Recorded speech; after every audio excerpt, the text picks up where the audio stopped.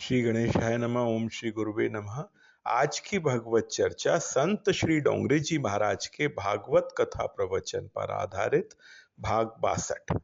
यशोदा जी बालकृष्ण को पूछती हैं, बेटा तू माखन चोरी करता है, माखन चोरी करना नहीं।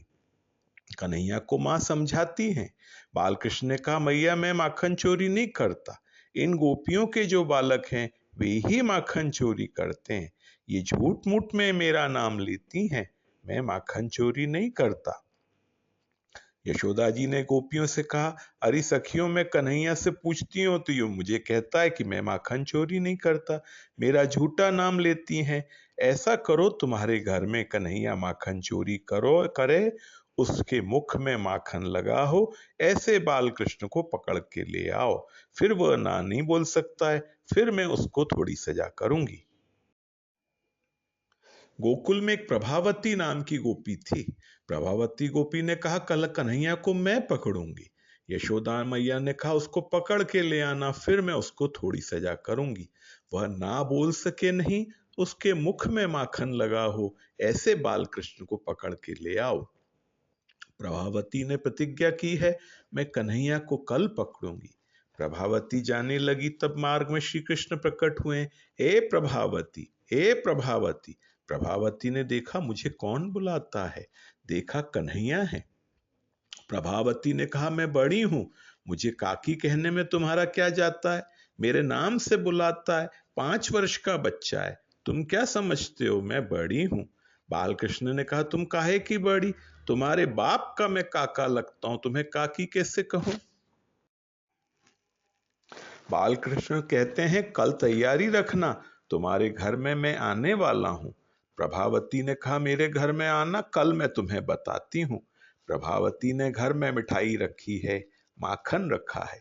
प्रभावती ने विचार किया, ये कैसे चोरी करता है, मुझे देखना है। प्रभावती पलंग के नीचे चुप करके बैठी है, कैसे चोरी करता है देखना है। बालकृष्ण ग्वाल बाल मित्रों के साथ आए हैं। श्री कृष्ण ने मित्रों को समझाया, बराबर मंत्र बोलना, आज कुछ गड़बड़ होगी ऐसा लगता है। प्रभावती देखती है मित्रों को इसने कुछ मंत्र सिखाया है, ये मंत्र बोलते हैं। श्री कृष्ण ने कहा, मुझे यहाँ किसी की गंध आती है, यहाँ कोई छिपा है ऐसा लगता है। प्रभावती पलंग के नीचे छुप कर बैठी थी, वह सुन रही थी, ये कैसा है, मेरी उसको गंध आती है, उसको चोरी करने दो, फिर मैं उसको पकड़ूंगी। बालकृष्ण ने हांडी उतारी है, मित्रों को माखन देते हैं। कन्हैया जिस घर में माखन की चोरी करने के लिए जाता है, उस घर की खिड़कियों के लिए वानर आते हैं, कन्हैया वानरों को माखन खिलाते हैं। ये मेरे राम अवतार के भक्त हैं, राम अवतार में मेरे लिए इन्होंने युद्ध किया है। पेड़ के पत्ते खाते थे, मैं तपस्वी था, उनको मैंने कुछ खिलाया नहीं, वह याद आता है। वानर वैष्णव हैं, वानरों में अनेक सद्गुण हैं, अति चंचल हैं, फिर भी वानर जाति में सद्गुण होते हैं। वानर एक ऋतु में काम सुख भोगने के बाद दूसरी ऋतु आती है तब तक संयम रखता है। एक सद्गुण ऐसा होता है कि वानर जंगल के सारे फल खाते हैं, राम फल कभी नहीं खाते। दक्षिण भारत में राम फल होता है, अति मधुर होता है। वानर ऐसा मानते हैं हम राम जी के सेवक हैं, राम हमारे मालिक हैं, उनके नाम का फल हम कैसे खाएं। वानर के जीवन में नियम है, वानर के जीवन में संयम है। जिसके जीवन में संयम नहीं है, जिसके जीवन में भक्ति का कोई नियम नहीं है, वह पशु से भी हल्का है। भक्ति के नियम से अपने मन को बांध लो, इंद्रियों का संयम रखो। जिसके जीवन में संयम है और नियम है, उसको यमराज सजा नहीं करते। यमराज उसी को सजा करते हैं जिसके जीवन में कोई संयम नहीं है, जिसके जीवन में भक्ति का कोई नियम नहीं है।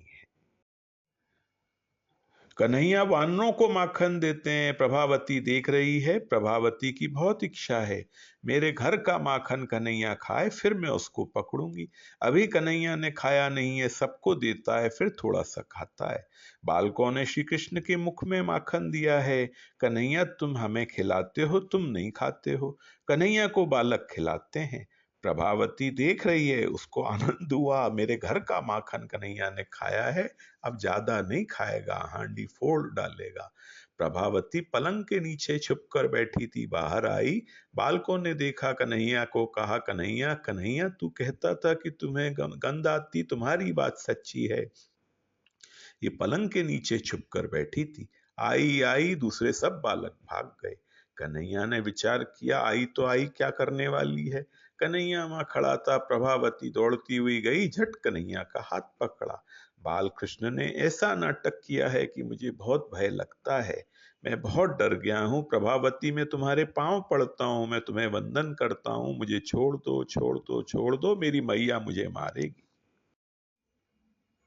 बालकृष्ण मनाते हैं, प्रभावती छोड़ती नहीं है। प्रभावती का 4-5 वर्ष का बालक था, वह श्री कृष्ण के मंडल में ही था। उसने देखा मेरी माँ ने कन्हैया को पकड़ा है। वह सयाना होकर के माँ को वंदन करता है। मैया, मेरे लाला ने चोरी नहीं की है। कल रात्रि में कन्हैया को मैंने निमंत्रण दिया था कि मेरे घर में आना।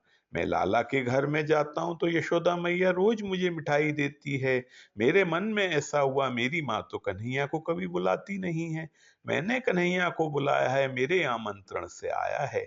लाला ने चोरी नहीं की है, मैंने उसको निमंत्रण दिया है। तुम्हें जो सजा करनी है मुझे सजा करो, मुझे तुम मारो, मेरे लाला को छोड़ दो। आज मंडल के अध्यक्ष पकड़े गए हैं, सब मंडल रोने लगा है। छोटे छोटे बालक हैं। कन्हैया हमारे लिए चोरी करता है, चोरी करके माखन हमको खिलाता है। मेरी माँ ने कन्हैया को पकड़ा है, मैया लाला को छोड़ दे, छोड़ दे। यशोदा मैया लाला को मारेगी। पार्वती ने विचार किया, यशोदा जी कन्हैया को मारें, वह मुझे सहन नहीं होगा। मारने लगेंगी तो यशोदा का हाथ मैं पकड़ूंगी। यशोदा को कहूंगी, मेरा बालक है, इसको मारना नहीं। मेरे लाल को कोई मारे, मुझसे सहन नहीं होगा। प्रभावती के हृदय में तो प्रेम है, बाहर से क्रोध का नाटक करती है। मैं लाला को नहीं छोड़ूंगी, कन्हैया को मैं ले जाऊंगी, मारने नहीं दूंगी। यशोदा मारे तो मुझसे सहन नहीं होगा। बालक कहता है, मैया मुझे तू मार, मुझे तू सजा कर। 2 महीने मुझे तू घर का माखन देना नहीं, आज के दिन लाला को छोड़ दो। प्रभावती कहती है, नहीं छोड़ूंगी, जाओ यहां से। बालकों को दुख हुआ है।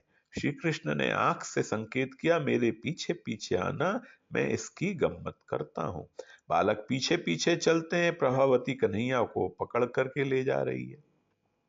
मार्ग में उसकी सखी उसको मिलती है। सखी ने प्रभावती को सावधान किया है, बालक बड़ा चपल है, चला जाएगा। प्रभावती कहती है, कैसे चला जाएगा, मैंने इसको बराबर पकड़ा है, अकड़ में चलती है। अभिमान आने के बाद चाल भी बदल जाती है। प्रभावती की भूल ये हुई है, श्री कृष्ण को पकड़ के चलती है, उस समय श्री कृष्ण को भूल जाती है। अपना चिंतन करती है, मैं सयानी हूं, मेरे जैसा कौन है। बालक तो बड़ा चपल है, मैंने उसको पकड़ा है। भक्ति का फल तो भगवान है। भगवान की जो भक्ति करता है, उस जीव में भगवान की शक्ति आती है। भगवान की शक्ति जीव में आए, उसी को सिद्धि कहते हैं। प्रभावती की भूल यह है, हाथ में श्री कृष्ण है, श्री कृष्ण का चिंतन स्मरण नहीं करती है, अपना चिंतन करती है। मेरे जैसा सयाना कोई नहीं है। बालक बड़ा चपल है, उसको कोई पकड़ नहीं सकता, मैंने उसको पकड़ा है। आज इसकी खातिर होगी, आज मैं यशोदा जी को कहूंगी। श्री कृष्ण हाथ में है तो भी वह श्री कृष्ण को भूल गई है, अपना चिंतन करने लगी है, जगत का चिंतन करती है।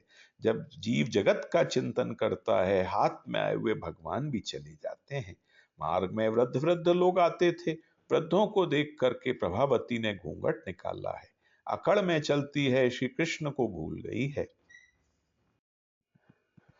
बालकृष्ण ने प्रभावती से कहा, मेरा हाथ तुमने बहुत जोर से पकड़ा है, मेरा हाथ दुखता है, मेरा दूसरा हाथ पकड़ लो। प्रभावती जानती थी कन्हैया बड़ा कोमल है। बेटा तेरा हाथ दुखता है, हाँ तूने बड़े जोर से पकड़ा इसलिए दुखता है, मैं यहां से जाने वाला नहीं हूं, मेरा दूसरा हाथ पकड़ो।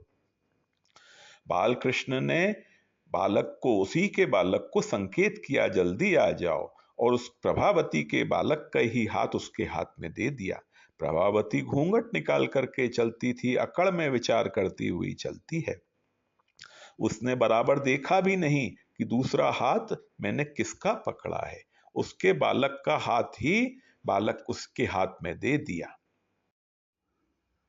बालकृष्ण दौड़ते हुए घर में आए हैं। यशोदा मैया ने पूछा, बेटा क्यों दौड़ता हुआ आया है। मैया, एक गोपी है, वो बाघिन के जैसी है, मेरे पीछे पड़ी है, मुझे मारने के लिए आती है, मुझे उसका भय लगता है। आज मैं बाहर नहीं जाऊंगा। माँ, मैं चोरी नहीं करता, उसी के बालक चोरी करते हैं। आज तुम्हें विश्वास हो जाएगा कौन चोरी करता है। मैं बाहर नहीं जाऊंगा। कन्हैया तो पहले ही सयाना बनकर घर में बैठ गया। यशोदा जी ने विचार किया, आज कोई गोपी आए और मेरे लाला का नाम ले तो आज मैं नहीं सुनूंगी। यशोदा मैया आंगन में बैठी हैं, बाल कृष्ण अंदर बैठे हैं। प्रभावती आती है, यशोदा जी को कहा, यशोदा यशोदा, तुम्हारे लाला को मैं पकड़ करके लाई हूं। यशोदा जी ने कहा, मेरा कन्हैया तो अंदर बैठा है, जरा घूंघट हटा करके तो देखो तुम किसको पकड़ करके लाई हो।